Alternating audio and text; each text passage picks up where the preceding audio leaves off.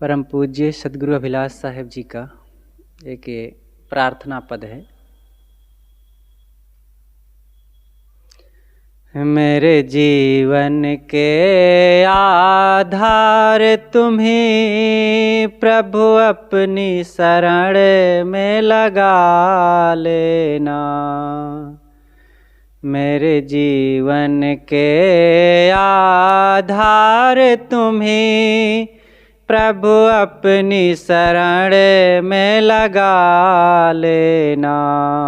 मेरे दोषों पर दृष्टि नहीं कर आजीवन शरण निभा लेना। मैं हूँ भूला भटका अजान, तुम हो सर्वज्ञ दया में प्रभु। मैं हूँ भूला भटका अजान, तुम हो सर्वज्ञ दया में प्रभु। अपनी करुणा की दृष्टि कर सोते से मुझे जगा देना। मेरे जीवन के आधार तुम्हीं प्रभु अपनी शरण में लगा लेना। मेरे दोषों पर दृष्टि नहीं कर आजीवन शरण निभा लेना। मैं हूँ मलिनता से छादित, तुम निर्मल दिव्य निर्विषय हो। मैं हूँ मलिनता से छादित, तुम निर्मल दिव्य निर्विषय हो। मेरे निविड़ हृदय अंधियारी में, मेरे निविड़ हृदय अंधियारी में निज ज्ञान की ज्योति जला देना। मेरे जीवन के आधार तुम्हीं प्रभु अपनी शरण में लगा लेना। मेरे दोषों पर दृष्टि नहीं कर आजीवन शरण निभा लेना। मेरे अंतस पट पर है प्रभुवर, ना मालूम कितने दाग पड़े। मेरे अंतस पट पर है प्रभुवर, ना मालूम कितने दाग पड़े। अपने विवेक के मार्जन से मेरे मन की मैल मिटा देना। मेरे जीवन के आधार तुम्हीं प्रभु अपनी शरण में लगा लेना। मेरे दोषों पर दृष्टि नहीं कर आजीवन शरण निभा लेना। कहाँ कहाँ न गया, क्या क्या न किया, सुख शांति है तू दर दर भटका। कहाँ कहाँ न गया, क्या क्या न किया, सुख शांति है तू दर दर भटका। पर अब तो दास आपका है, पर अब तो दास आपका है। अभिलाष की आस पुरा देना। मेरे जीवन के आधार तुम्हीं प्रभु अपनी शरण में लगा लेना।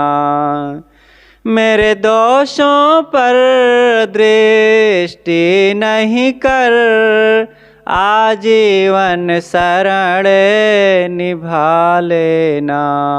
मेरे जीवन के आधार तुम्ही। बोलिए सद्गुरुदेव की जय। हमारे आश्रम में इस समय बुरहानपुर कबीर आश्रम वासी पूज्य संत श्री राम नरेश साहेब जी पधारे हुए हैं। आपके साथ में विकास नगर देहरादून से कुछ भक्त लोग भी आए हैं। आप लोग सब भ्रमण के लिए कुछ जगहों में निकले हैं, तो यहाँ के लिए आप सबका बड़ा भाव था और यहाँ आए, श्री साहेब जी दर्शन दिए, बड़ी कृपा हुई, बहुत खुशी हुई। और आपसे हम निवेदन करते हैं कि आप अपने सुंदर विचारों से हम सबको लाभान्वित करने की कृपा करें। बोलिए श्री सद्गुरुदेव की जय। परम श्रद्धेय संत श्री राम साहब जी, मुद मंगलमय संत समाज, सत्संग प्रेमी बंधुओं, श्रद्धा एवं भक्ति की स्रोत माता बहनें, हमारे जीवन में कुछ ऐसी चीज़ें हैं जो बिना निमंत्रण दिए आती हैं। यदि उन्हें न संभाला जाए तो दुख का कारण बनता है। सबसे प्रथम हमारे जीवन में आते हैं मानसिक विकार, और संसार में सभी रोगों की दवा है, लेकिन इन मानसिक रोगों की दवा कहीं पर नहीं है।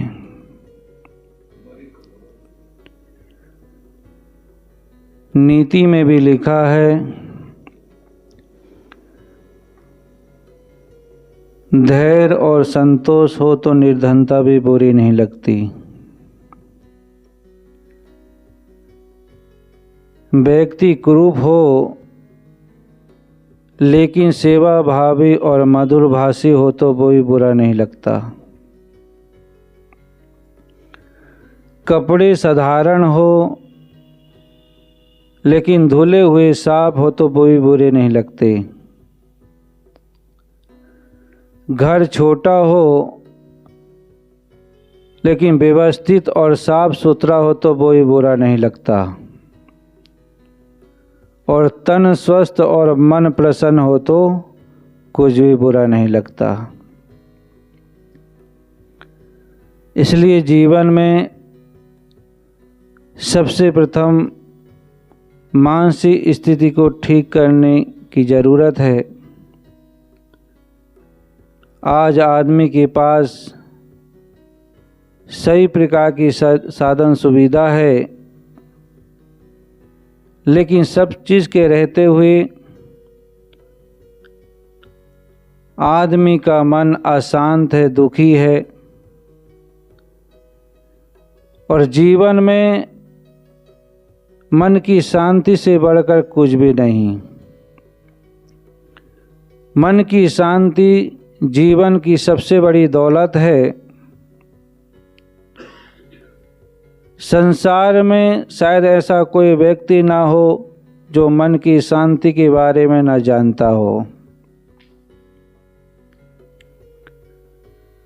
सिकंदर ने सारी दुनिया पर अपना साम्राज्य स्थापित कर लिया था, लेकिन इसके बावजूद भी वो दुखी और अशांत रहा, क्योंकि उसे मन की शांति न मिल पाई।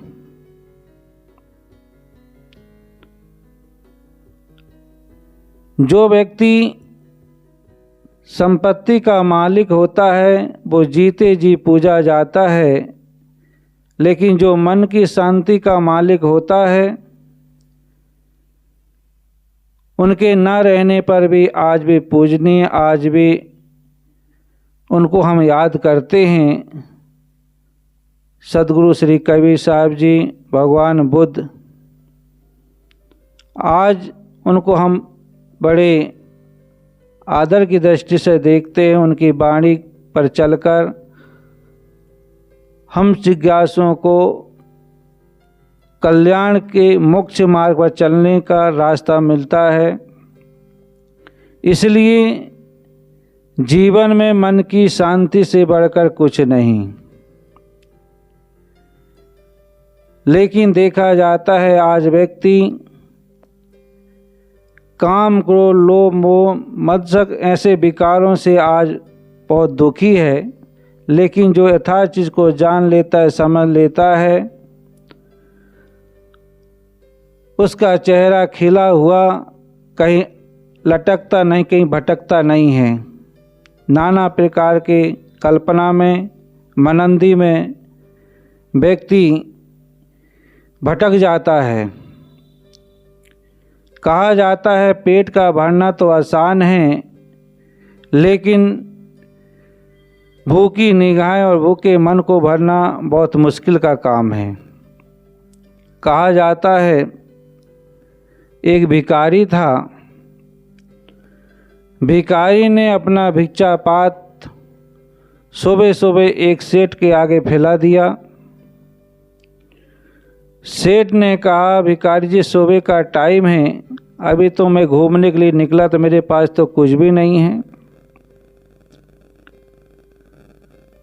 एक बात जरूर याद रखना, भिखारी केवल भीख नहीं मांगता, कुछ सीख देकर भी जाता है।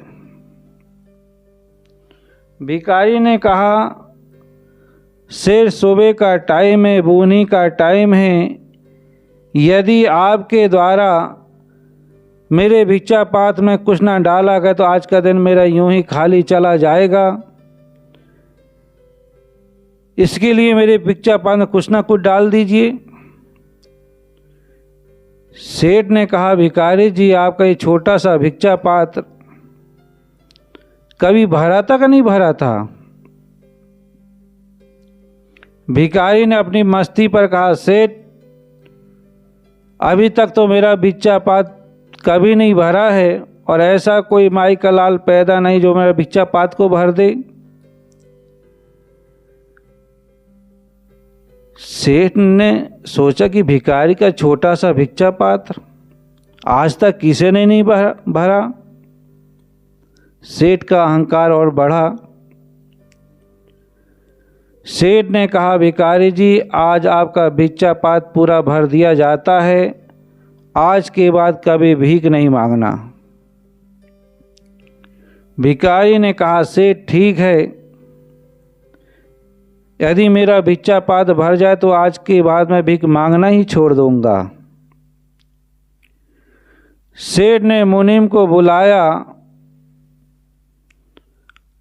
और मुनीम से कहा कि भिखारी का ये भिक्षा पात्र अनाज से भर दो। मुनीम ने गोदाम खोला और भिखारी का भिक्षा पात्र भरना चालू किए। भरते भरते पसीने से तरबतर हो गए, लेकिन भिखारी का भिक्षा पात्र भर ही नहीं रहा था। अंत में मुनीम ने कहा, सेठ जी गोदाम का अनाज खाली होने वाला है, लेकिन भिखारी का भिक्षा पात्र भर ही नहीं रहा है। सेठ ने भिखारी को बुलाया और भिखारी से कहा, सेठ जी आपके भिक्षा पात्र में कहीं छिद्र तो नहीं है? अनाज खाली होने लगा लेकिन आपका भिक्षा पात्र भर ही नहीं रहा है। भिखारी ने अपनी मस्ती पर बोला, सेठ यदि आपको भरोसा नहीं तो मेरा भिक्षा पात्र पलटा के देख लीजिए। सेठ ने भिखारी का भिक्षा पात्र पलटाया और देखा वो भिक्षा पात्र इंसान की खोपड़ी का बना हुआ था। सेठ ने अपने माथे पर हाथ ठोका और कहा कि दुनिया की सभी चीज़ों को भरा जा सकता है, लेकिन इंसान की खोपड़ी को कभी नहीं भरा जा सकता है।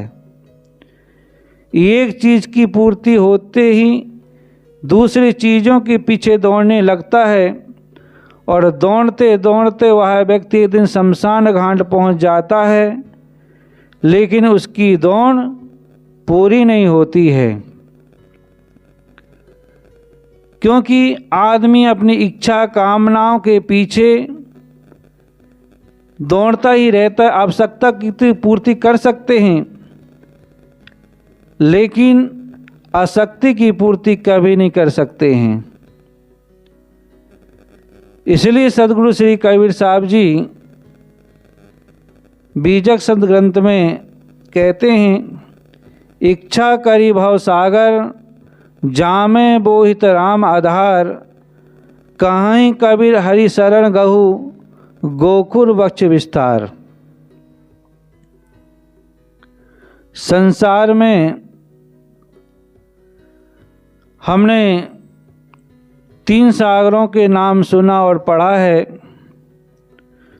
सागर उसे कहते हैं जहाँ अथाह जल होता है, जहाँ तक देखा जाए जल ही जल देखने में आता है, जिसे समुद्र कहते हैं।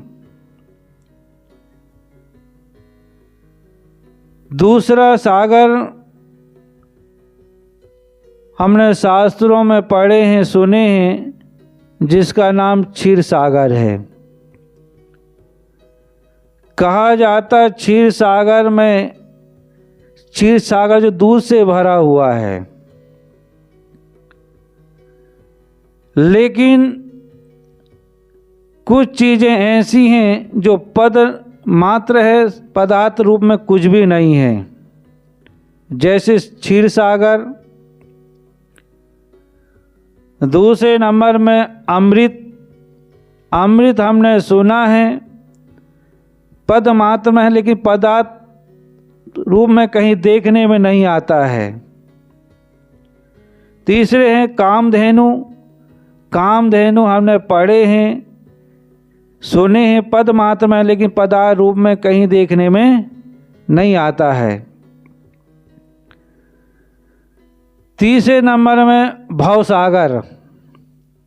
भवसागर पार होने के लिए आदमी मंत्रों का जाप करता है, तप करता है, पूजा पाठ करता है।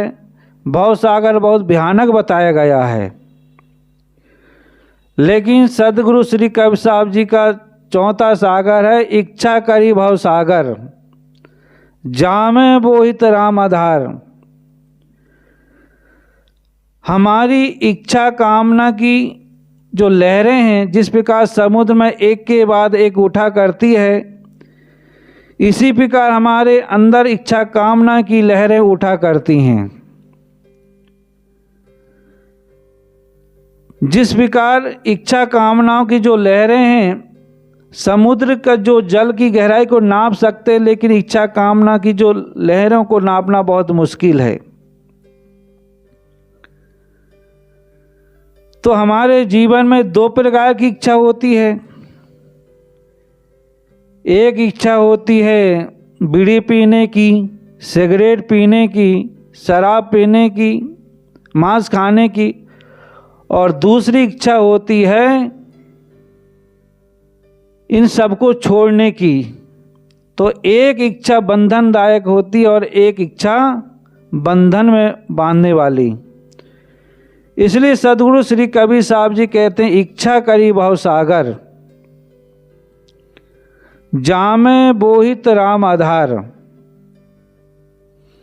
बोहित कहते हैं जहाज को। संसार रूपी सागर को पार करने के लिए सद्गुरु रूपी नौका का सहारा लेंगे, तभी हम संसार सागर से पार हो सकते हैं।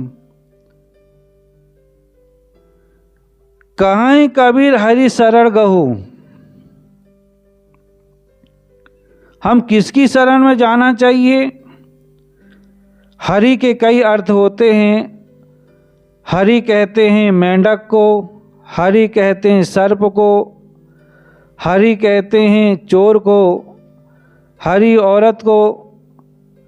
लेकिन यहाँ पर हरि का मतलब बताया गया है जो दुर्गुणों का हरण करे, सद्गुरु सदाचार को देने वाले होते सद्गुरु। महापुरुषों की हम शरण में जाएंगे तो वहाँ जाकर हमको जड़ चेतन का बंधन क्या है, बंधन के कारण क्या हैं, जड़ चेतन के बारे में हम संत गुरुजनों के पास जाएंगे, पार की संत गुरुजनों के पास जाएंगे तो हमको बंधन मोक्ष के बारे में अलग अलग बताया जाएगा। जिस प्रकार सुबह साहब जी बता रहे थे कि कर्मों के बारे में अलग बहुत ही अच्छे विचार सुबह साहब जी बताए। क्रियामान कर्म, संचित कर्म, प्रारब्ध कर्म। क्रियामान कर्म उसे कहते हैं जो हम वर्तमान में इंद्रियों के द्वारा जो क्रिया करते हैं उन्हें क्रियामान कर्म कहते हैं। और क्रियामान कर्म 4 प्रकार के होते हैं। सबसे प्रथम निष्काम कर्म, दूसरे नंबर में कर्तव्य कर्म, तीसरे नंबर में काम कर्म, चौथे नंबर में निषेध कर्म। तो अलग अलग संत गुरुजन के बारे में बताते हैं।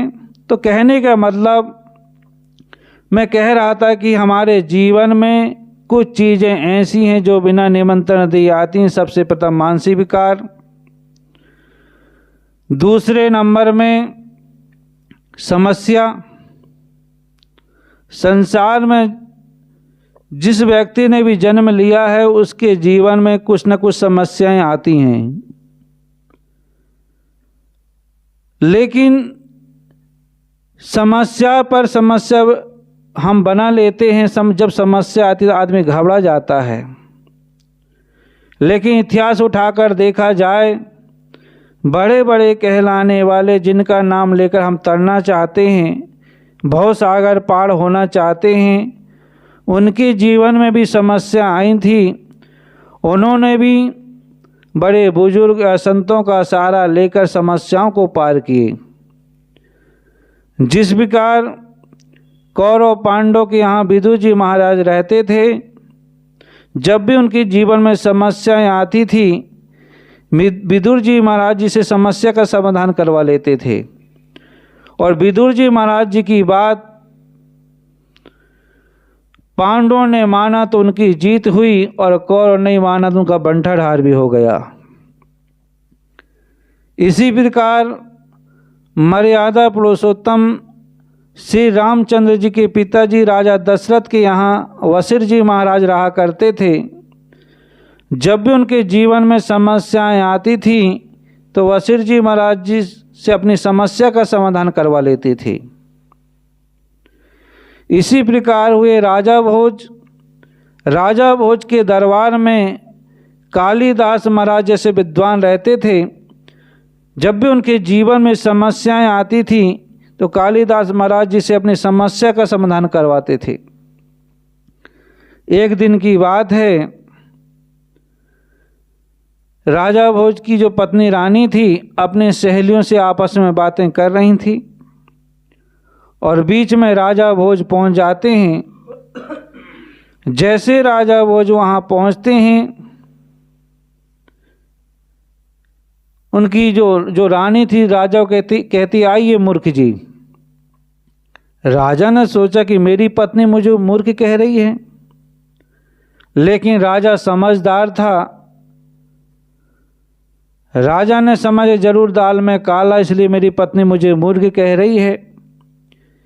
दूसरे दिन राजा भोज सभा में सबसे प्रथम पहुंच जाते हैं, और बाद में कालिदास महाराज सभा में पहुंचते हैं।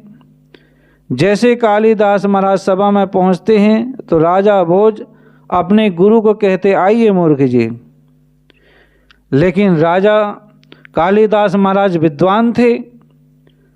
उन्होंने तुरंत एक श्लोक कहा, गताम न शोचामि कृतम न मन्ये, खदम न गच्छामि हसम न जल्पे, दुभ्याम तृतीयो भवानी राजन, किम कारणम भोज भवानी मूर्खा। हे राजा भोज, जो व्यक्ति बीती हुई बातों का चिंतन करता है वो व्यक्ति भी मूर्ख है।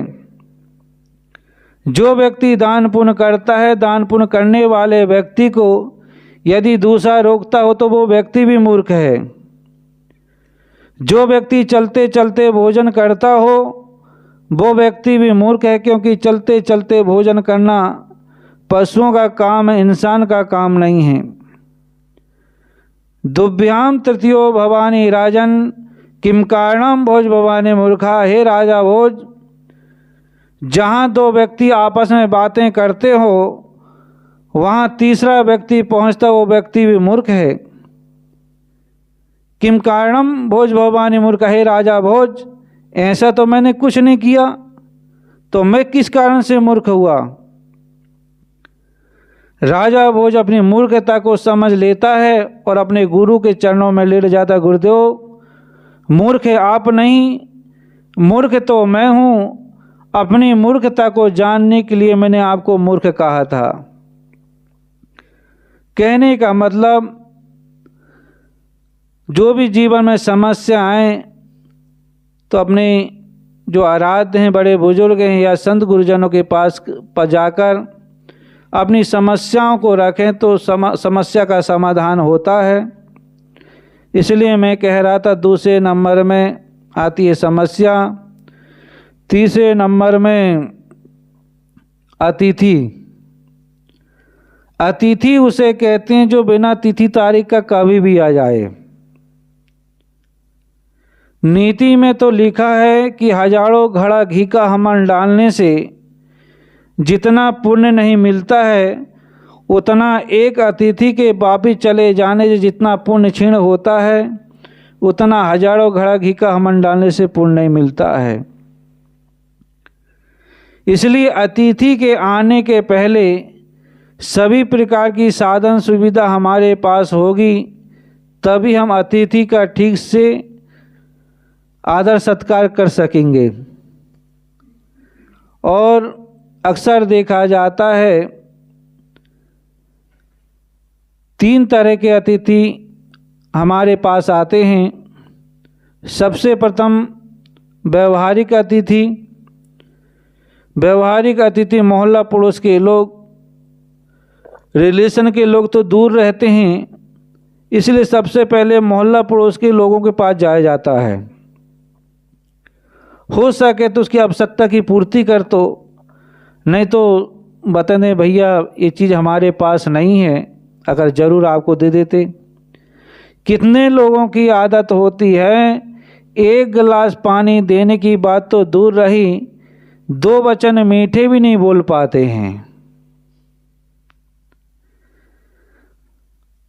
यदि हम व्यवहार ठीक करेंगे तो हमारा आपस में व्यवहार ठीक रहेगा। दूसरे नंबर में आते हैं हमारे सामाजिक अतिथि। हमारे समाज के लोग, हमारे रिलेशन के लोग अपना समझकर हमारे पास आते हैं,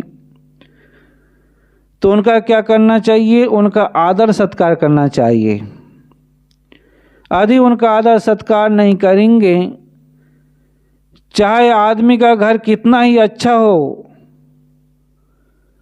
लेकिन घर का रहने वाला व्यक्ति ठीक ना हो तो पूरे घर को ही बदनाम कर देता। वही व्यक्ति उस घर से जाता है और दूसरे के घर में बताते फलाने का घर ठीक नहीं है।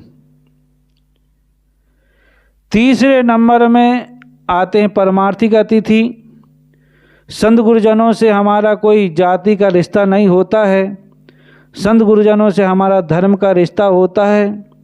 इसलिए संत गुरुजनों की उपासना करना चाहिए। उपासना का मतलब होता है उप आने नज़दीक, आसन आने बैठना। यदि संत गुरुजनों के सानिध्य में बैठेंगे तो उनसे कल्याण संबंधी विचार श्रवण करेंगे। हमारे अंदर जो भूल है, जो भ्रांतियां हैं, वो हमको देखने के लिए मिलेगी। इसलिए बड़े सौभाग्य की बात है, संत गुरुजनों का सानिध्य मिला है। इसी प्रकार उनसे बोध प्राप्त करके अपने जीवन को मंगल बनाएं। अब इन्हीं शब्दों के साथ वाणी को विराम देता हूँ। बोलिए श्री सद्गुरुदेव की जय।